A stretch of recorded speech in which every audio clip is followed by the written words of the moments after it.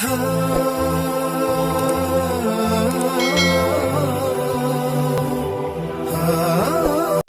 عظم صغار المصائب ابتلاہ اللہ بکبارہا، چھوٹی سی مصیبت آ جائے جو بندہ بابیلا شروع کر دے، مصیبت آ گئی، چھوٹی سی بیماری آئے تو شور کرے، چھوٹی سی مصیبت آئے تو شور کرے، اللہ اس کو پھر بڑی مصیبت میں مبتلا کر دیتا۔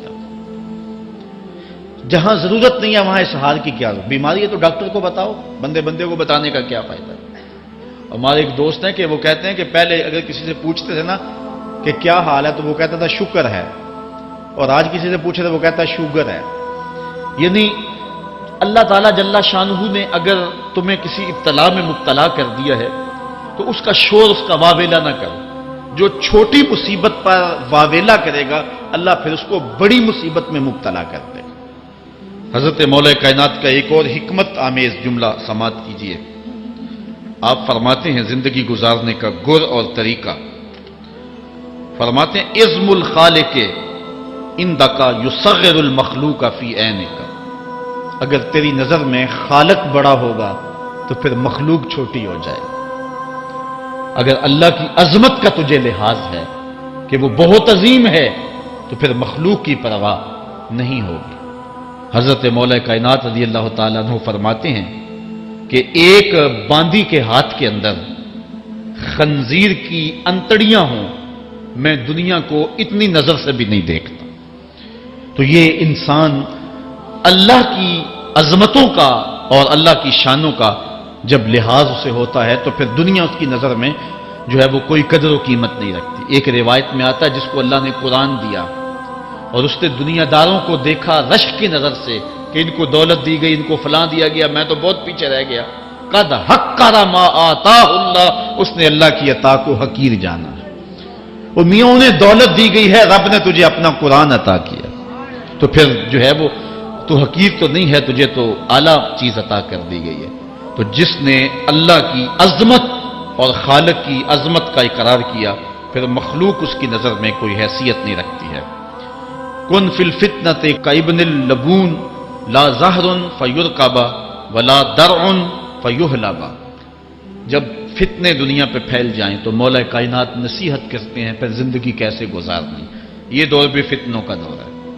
حضرت مولا کائنات فرماتے ہیں جب فتنے معاشرے میں پھیل جائیں تو پھر اونٹ کے 2 سالہ بچے کی طرح ہو جائے کہ اگر لوگ اس پہ سواری کرنا چاہیں تو وہ سواری کے قابل نہ ہو، اور لوگ اگر اس کا دودھ دونا چاہیں تو وہ دودھ نہ دے، یعنی وہ فتنے کو کسی طرح سے بھی تقویت نہ دے، اس طرح کا ہو جائے جس طرح اونٹنی کا 2 سال کا بچہ ہوتا ہے۔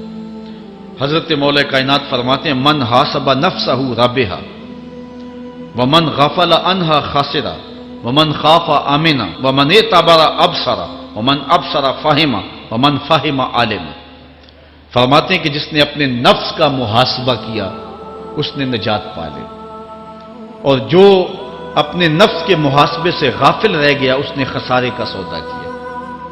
جو اللہ سے ڈرا وہ امن پا گیا، اور جس نے زندگی سے عبرت حاصل کی اس کی آنکھوں میں روشنی آ گئی، بصیرت کا اسے نور مل گیا، اور جسے بصیرت کا نور مل گیا وہ فہم و فراست کی دولت سے مالا مال ہو گیا۔